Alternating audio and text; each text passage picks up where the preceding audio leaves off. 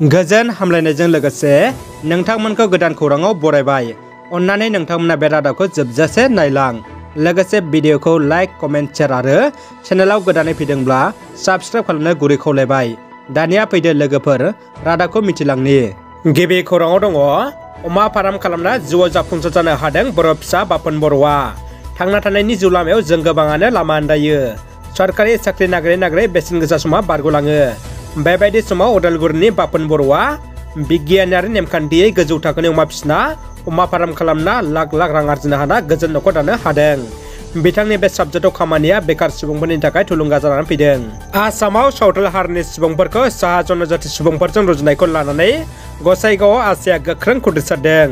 गसाइगाव जिल्ला आसाया 2 घन्टा धरना हाबाफारिनि गेजेरजों गोख्रोङै खुद्रिसारदों। गोबाव समनिफ्रायनो सावथाल हारिखौ साहा जनजाति सुबुंफोरजों रुजुनायखौ लानानै सावथाल हारिनि फरायसा आफादजों लोगोसे गोबां आफादफोरा खुद्रिसारबोसेयावबो आसाम सरकारा सावथाल हारिखौ साहा जनजाति सुबुंफोरजों रुजुनायखौ लानानै मैया आसाम सरकारनि बेरेखा धरना हाबाफारिनि गेजेरजों गोख्रों खुद्रिसारनायखौ नुनो मोननाय जादों।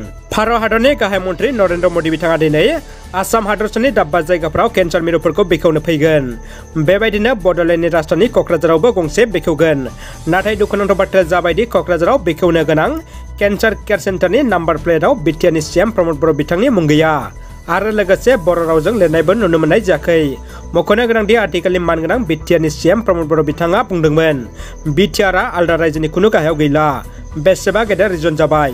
नाथाय बिनि उनावबो बर' रावजों गेदेर फसंथानाव लिरैया बर' रायजो राजाफोरनि गोसोआव गेदेर सोंलु सिखारदों। दानिया फैदो गुबुन मोनसे खौराङाव। गिबि मन्थ्रिनि कभिड-19 रानदे अनसुंथाइ बिथांखिखौ बन्द' खालामबाय। आसाम सरकारा गिबि मन्थ्रिनि कभिड-19 रानदे अनसुंथाइ बिथांखिखौ बन्द' खालामबाय। मंगलबारखालि गिबि मन्थ्रिनि कभिड-19 रानदे अनसुंथाइ बिथांखिखौ बन्द' खालामनो आसाम सरकारा बिथांखि लादों।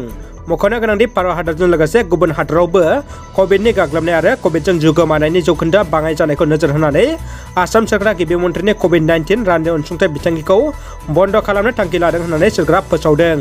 फोसावथायाव मख'दोंदि पर्टेलाव आर'जलाइ होनायखौ थांनाय 20 मार्च खालारनिफ्राय बन्द' खालामनाय जादों। श्रीरामपुराव गोबां बिबांनि गान्जा हमदों। क'क्राझार जिल्लानि पुलिस बिफाना मोनसे स्रोद सुलुंनि बिथाजों सं दाननानै गसाइगाव महकुमानि सिङाव थानाय आसाम आरो सोनाब बंग सिमानि श्रीरामपुराव गोबां बिबांनि गान्जा लांखोमानाय हमनो हायो। थांनाय हरनि समाव गसाइगाव महकुमानि सिमुलटापु पुलिस आउटपस्टनि सिङाव थानाय 3 नं माहारिया राजा लामायाव गोख्रों सिग्रोमनायाव TR03J1768 नम्बरनि बलेर' गारिजों लांखोमानाय 20 पेकेट मणिपुरि गान्जाखौ पुलिसा हमनो हायो। सासे बर' आइजोआ खैफोदाव गोग्लैदों। गवालपारा जिल्ला दुधनिनि सासे बर' आइजोआ बिजय मुंनि सासे सुबुंजों फानजाहैदों।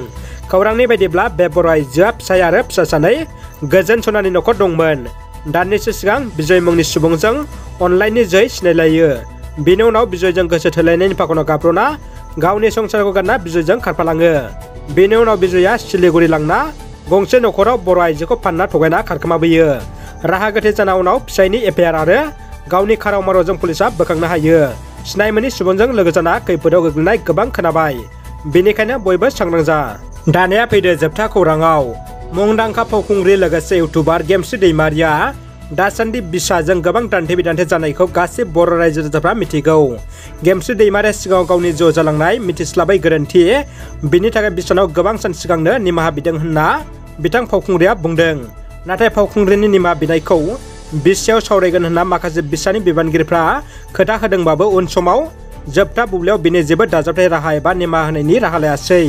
जेब्ला गेमस्रि दैमारिया फिन गावनि प्रडाक्सन जिडि प्रडाक्सनाव गोदान बोसोरनि बैसागो मिउजिक भिडिअ एलबाम दिहुनो, बिनि उनाव बिसायाव फिन बेखौ लाना दान्थे बिदान्थे सोमजियो।